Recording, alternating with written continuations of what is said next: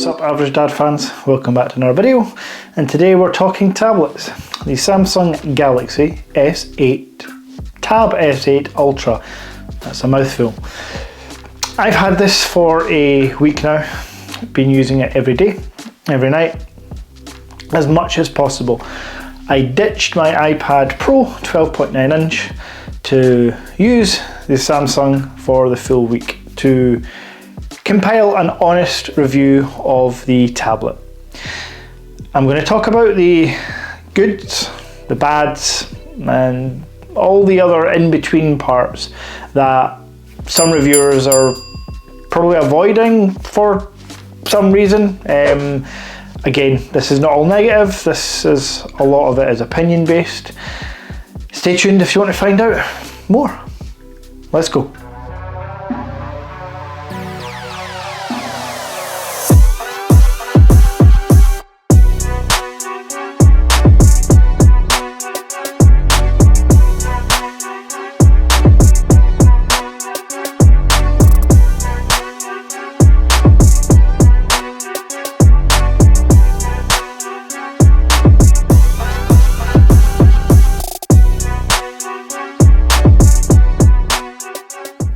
So, first things first, let's talk design. The Samsung comes in at a rather whopping 14.6 inches of 120Hz glorious Quad HD resolution. Stunning. Samsung make the best panels, I think we can all agree, and this is the best of the best of any tablet out there. While not being adaptive, this is still a 120Hz smooth revelation. If you haven't used 120Hz on your phones, trust me, when you move to a tablet and try it, it's game changing. The iPad Pro has a stunning OLED or mini LED 12.9 inch panel with 120Hz adaptive, going anywhere from 10 to 120 Hz. Again, stunning. Better for battery life though, because it's not locked at 120 or 60 Hz like the Samsung. It does adapt to still images, videos, certain apps, so you're going to get better efficiency when it comes to battery life with the iPad on that one. Now, sticking with design, both are aluminium frames with those glass, obviously, panelled fronts for the screens. Premium designs. Interestingly, the 14.6 inch Samsung is thinner by like 2mm than the iPad Pro, which I was shocked about. I did think that with the size of the Samsung they would have to make it thicker, but not only is it thinner, it's actually lighter than the iPad Pro, so both are more than easy enough to carry around, handle, hold in one hand, in my opinion. But Samsung's noticeably thinner. Does that impact on durability? I've only been using Samsung a week. I don't know is the answer. I can't lie and say it will. I do know that the iPad Pro is now 2 years old with daily use from me and my two non-tech caring kids that do not care how expensive or precious a device is. They lob it around all day. And to date, 2 years in, the iPad doesn't have a mark. Certainly no major damage. Nothing at all. So super impressed with the durability on the iPad. Samsung, too early to tell. But as it's using the same premium materials, I can imagine this will last just fine. However, it wouldn't manage jerry-rig everything or Zach's bend test. I'm pretty sure of that with it being so large and thin. But I won't be bending the tablet. Now, internals. The iPad 2020 is rocking the A12 or Z12 chip. It's Apple's chip. It's the one previous to the M1. Performance is stellar. Anything you want to do on it. I use it for Procreate, sometimes editing, most of the time web surfing and watching content Netflix, Amazon Prime, stuff like that. The Samsung Snapdragon 8 Gen 1 chip, underclocked because of the lack of space in the internals, because it is so thin. The Snapdragon 8 Gen 1 needs quite a bit of cooling, and the Samsung Tab just can't support that with its dimensions, so they've underclocked it. However, this is still, to be fair, it's probably more powerful than the 2020 iPad Pro, but both tablets will play any games, perform any tasks whatsoever. Tying in with software, I guess, is ecosystem. With Apple, you have the App Store. With the Samsung, you have the Google Play Store. While both have thousands of apps for the tablets, for what I use it for the creativeness, Procreate, Final Cut Pro, apps like that, the Apple is better, and Apple Motion. But again, all these things I'm mentioning are kind of tied into that Apple ecosystem. So it's unfair to say that Samsung's lacking, because they do have the full Adobe suite mobile versions. They are going to get LumaFusion soon. So for me, when it comes to ecosystem, that's preference. That's it. Are you an Android person or are you an iOS person? It's all preference. It's not for me to tell you. Both do exactly what you need them to do. As far as apps, you can get an app to use a spirit level, or you can get an app to land a plane, probably. You can do whatever you want through the app stores. Now, back to some hardware. Cameras. Both have rear and front facing cameras. The Samsungs are superior. There we go. Simple as that. The front facing wide and ultra wide cameras are far superior on the Samsung, not only because of their better quality and processing power, and again there's two cameras at the front, but because of their positioning. If you own a tablet, I would almost guarantee that you have it in landscape mode more than portrait. For Apple not to have a front-facing camera in landscape mode is awkward. Samsung, landscape mode, front-facing, so you're center of the screen at all times. With Samsung's new auto-framing feature, essentially will keep you and up to 10 other subjects centered in the frame. Works okay. I've only used it with me individually on my own, and it works fine for just one subject. It's the same as Apple's Center Stage. Both are great features, but with Apple Center Stage, and again when you're taking Zoom or Microsoft Teams calls, the fact that the camera on an iPad is over there, so you're constantly looking over there while speaking to people. See, that's awkward, isn't it? Yeah. Well, that's what it's like on the iPad. But cameras are both fine for video calls. If you are the type to take your tablet out to take pictures outdoors in front of people, yeah, you. Other things to note, hardware wise, speakers. Speakers are good. I don't want to complain about the speakers, because then I sound like somebody that flies first class and then all of a sudden they've been told that first class is full and you have to fly business. These are not even first world problems, these are just unrealistic problems. What I'm trying to get at, both speakers are the two best in the market, but first class goes to the iPad and business class goes to the Samsung.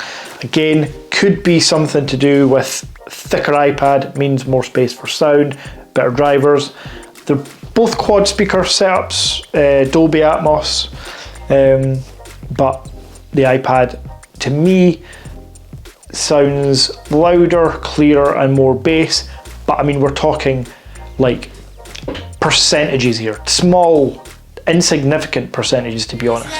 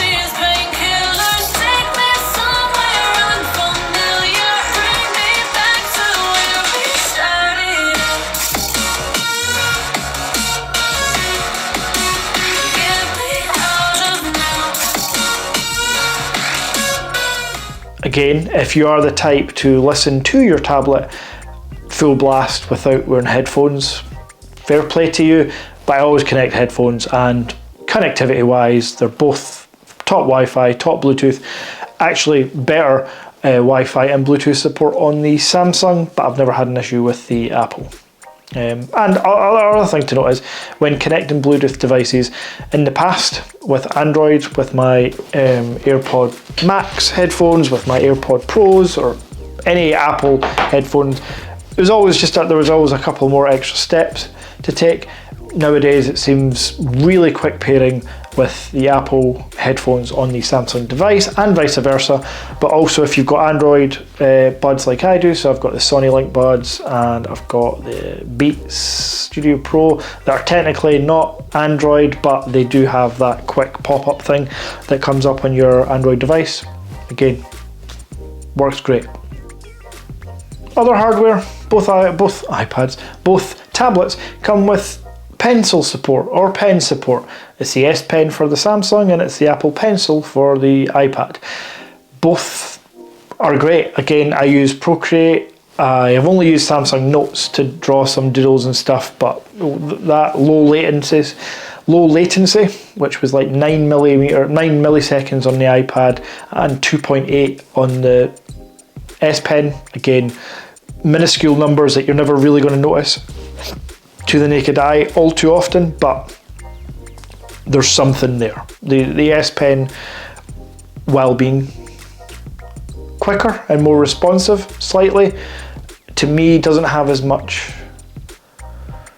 I want to say functionality, but it does. I don't know, I just feel like the iPad, the Apple Pencil is more catered for in the Apple ecosystem, perhaps.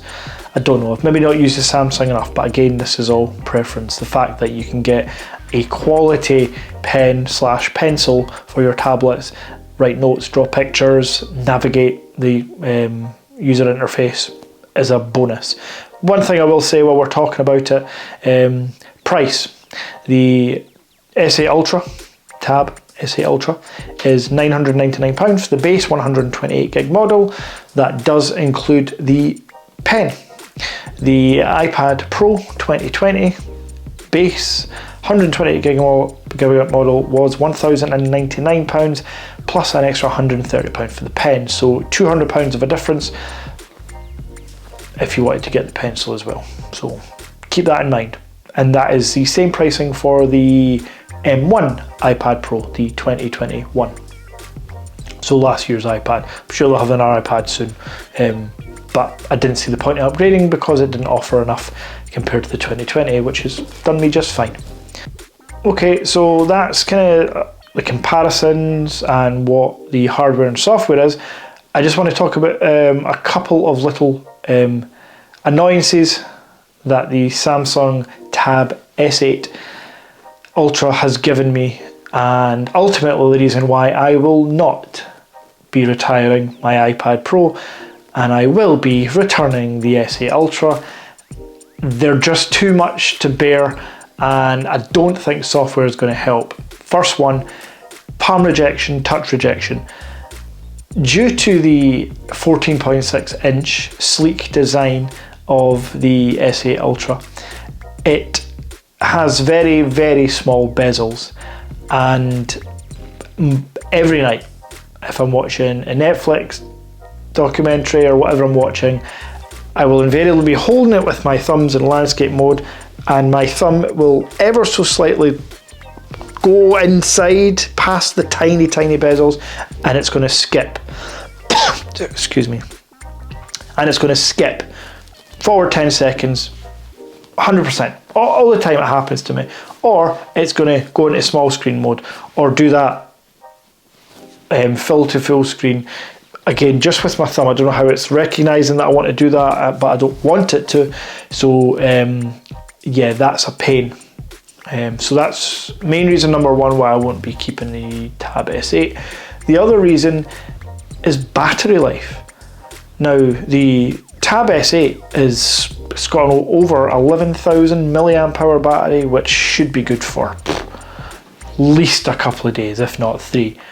But not the case. I mean, I'll watch 90 minutes of content at night. I'll stream a Spotify episode with no screen on, just listening to it. And before the end of day 2, 100% before the end of day 2, I need to charge it. Sometimes I'm getting a day and a half out the tablet with like 10 hours screen on time, which if it was a phone you'd be delighted, but for a tablet, and again using the iPad Pro, I could leave that tablet for a week and still be confident that I could go and watch a 2-hour long movie and the iPad will still go. I have been known not to charge the iPad for 10 days, mostly in standby mode with surfing the web here and there, and it still doesn't die on me. The iPad, again, due to software optimization and the A12 Bionic chip efficiency, is phenomenal.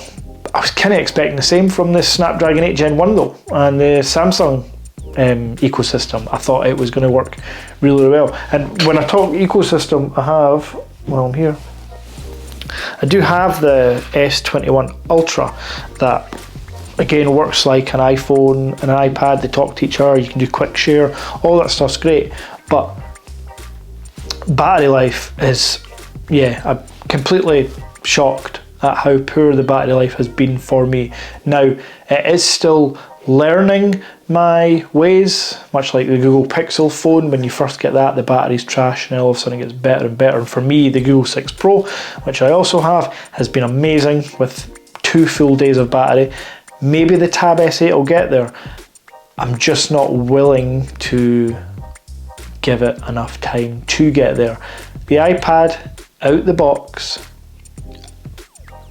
And another small thing, very, very small thing, while I mention out the box, the iPad out the box comes with a charger in the box.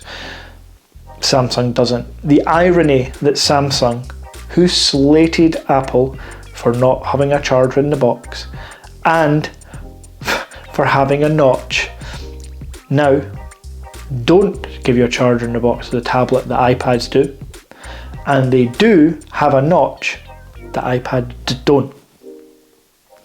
Anybody else see the irony in that?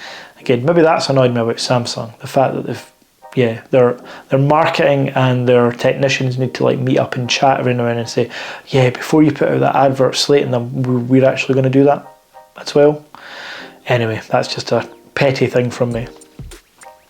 Listen, the tablet's great. Can I recommend the Ultra? Not for most people, not at all. But if you need a tablet bigger than 12.9 inches, the S8 Ultra will do you very, very well. You will love it. If you don't need the world's biggest tablet, it's the iPad. There is no competition for the iPad in my opinion. The iPad Pro, whichever variant you've got, for me it's the 2020, the M1 will be the same if not better. Second to none. Hopefully this helps if you were thinking about getting the Tab S8. Either way, leave a comment down below if you've got any questions. I will probably be returning the S8 Ultra, not selling it.